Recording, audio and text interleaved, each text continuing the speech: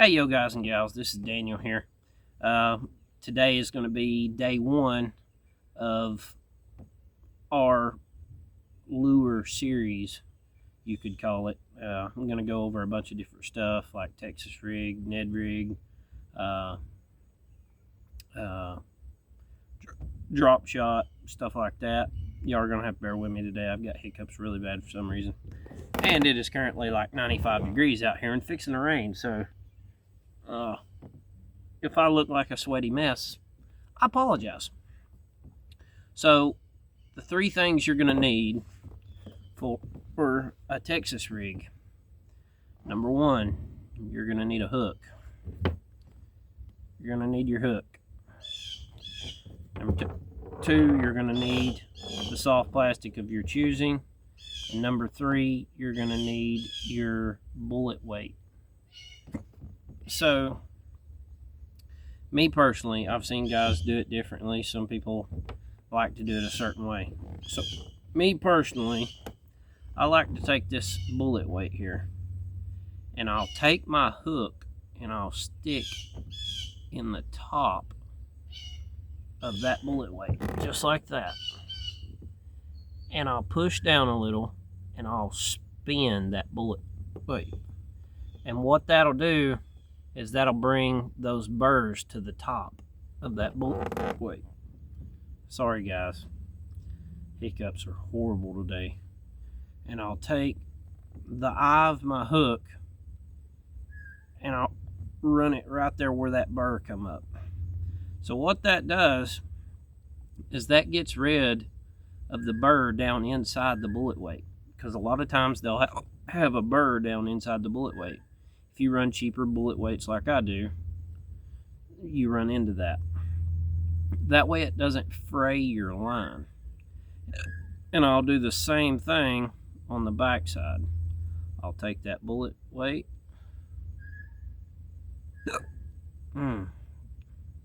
Excuse me. See there? And I'll take and do the same thing. So, with a Texas rig, you've got your line. I don't know if y'all can see it moving around there, but I'll take that bullet weight. Does anybody else feel like they're in their 60s already trying to see the line to go through a bullet weight? So I've got my bullet weight on my line. I'll just let it slide down. We got some thunder coming in. So then I will take my hook. Me personally, I like the Palomar knot. Some people don't like it. Some people like an improved clinch knot, a regular clinch knot. But me personally, I like the Palomar knot. I have never, and I can say this confidently, never had my knot break. I've had my line break, you know, that far from the hook, but I've never had the knot break or pull apart using a Palomar knot. So what you'll do, that's hard to see guys, I'm very sorry, and excuse my squinting. That's another reason I'm wearing glasses, because I can't see very well, so you're gonna have to bear with me on that. I'm blind as a bat.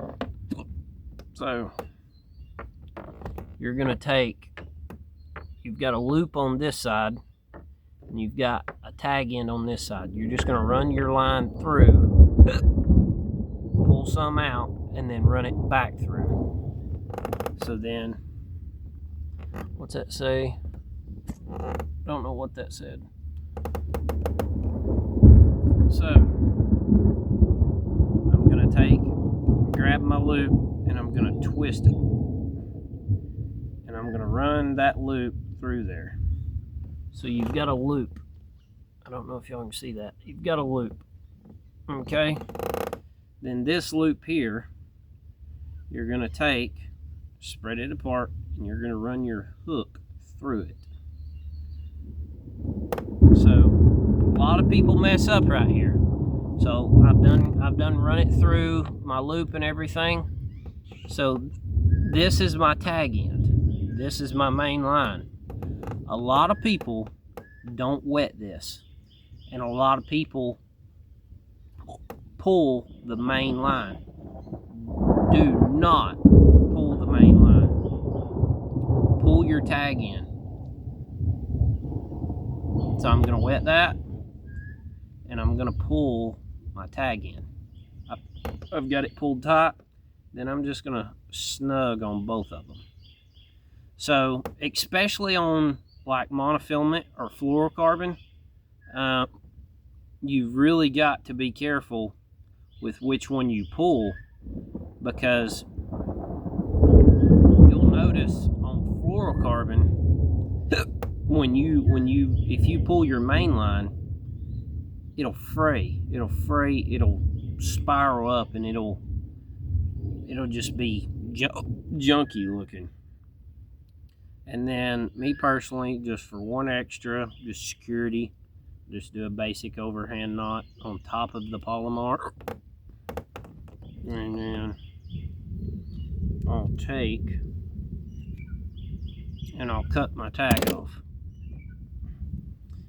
And for those of you that are wondering, yes, I have accidentally cut the main line a bunch of times instead of the tag in.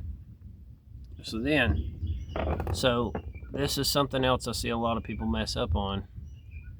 You'll take that and you'll run it to right there, and you'll come out just like that, and you'll run it all the way up, and then turn it